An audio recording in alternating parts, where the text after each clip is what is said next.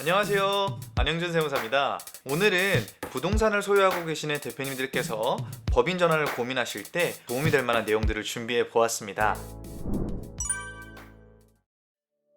많은 대표님들께서 개인 소유로 부동산을 가지고 계시면서 사업에 활용하시는 경우들이 굉장히 많습니다. 그런데 이렇게 부동산을 가지고 있을 때 개인 사업자에서 법인으로 전환을 하려고 하실 때 굉장히 큰 부담이 하나 생기게 됩니다. 바로 양도소득세 문제인데요. 실질적으로 부동산을 법인으로 양도를 하건 혹은 현물 출자 방식으로 하건 양도소득세가 나올 수밖에 없습니다. 그때 이제 거액의 양도소득세 때문에 많은 문제점들이 발생하게 되는데요. 그렇기 때문에 많은 대표님들께서 이 부동산을 놓고 그냥 법인을 새로 세워서 개인에서 법인으로 옮기시는 경우가 굉장히 많습니다. 그러나 이렇게 부동산을 빼고 법인 전환하는 경우에도 이점이 있지만 단점도 굉장히 크게 존재 많이 하고 있습니다. 그렇기 때문에 꼭 법인 전환하기 이전에는 부동산을 들고 법인 전환을 할 건지 혹은 부동산을 놔두고 나머지 부분만 법인 전환을 할 것인지 의사결정을 해주셔야 돼요. 그런데 이때 부동산을 들고 법인 전환을 한다고 가정했을 때 굉장히 좋은 제도가 있습니다. 바로 양도소득세가 나오지 않게 하는 제도인데요. 양도소득세 2월과세라는 제도입니다. 여기에 더불어서 취득세까지 75% 감면받을 수 있으니까 활용해 보셨으면 좋겠어요. 그런데 누구나 이 양도소득세를 안 나오게 할 수는 없습니다. 특정한 요건을 충족을 해야지만 가능한데요. 이때 이제 부동산에 대해서 유형에 따라서 좀 다르게 되어 있습니다. 이게 굉장히 복잡한데 하나의 예시를 들어서 설명해 보겠습니다. 법인으로 제조업을 하고 계시는 케이스입니다. 법인으로 제조업을 하고 그리고 개인 소유 부동산을 가지고 있어서 이 법인에다가 임대를 해주고 있는 상황이었어요. 이런 경우에 이제 이 법인에 개인 소유 부동산을 현물 출자하는 방식으로 했을 때는 양도소득세를 이월받을 수 없습니다. 그렇다면 부동산 임대업은 전혀 양도세 혜택을 받지 못하는 걸까요? 아닙니다.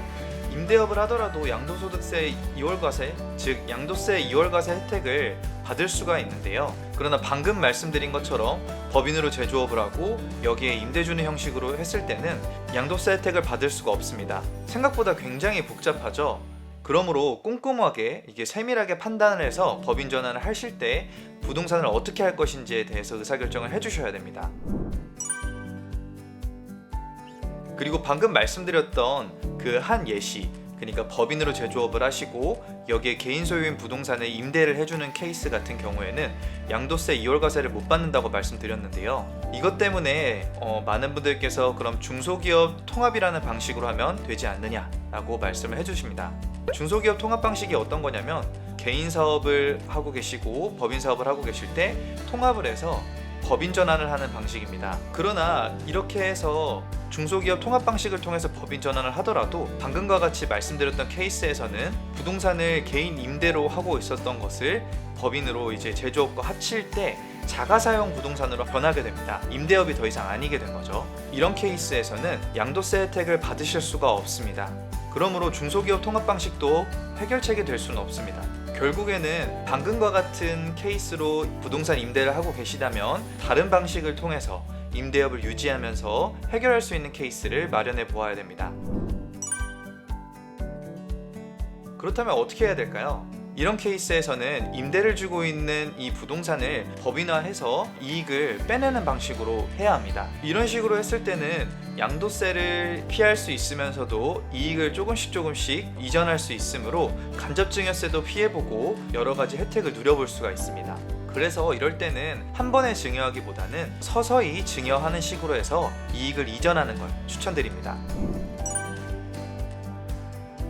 또는 분할하는 방식으로 해볼 수가 있습니다. 한 사업에 제조업이나 혹은 임대업 이런 식으로 여러 가지가 섞여 있는 케이스에서는 사업을 분할해서 양도세 2월을 혜택을 받는 것을 해볼 수가 있습니다. 즉 제조업을 분할을 하고 그 다음에 임대업을 이렇게 분할을 해서 할 경우에는 여러 가지 혜택을 유지해 볼 수가 있으므로 이 부분에 대해서도 한번 고려해 보셨으면 좋겠습니다.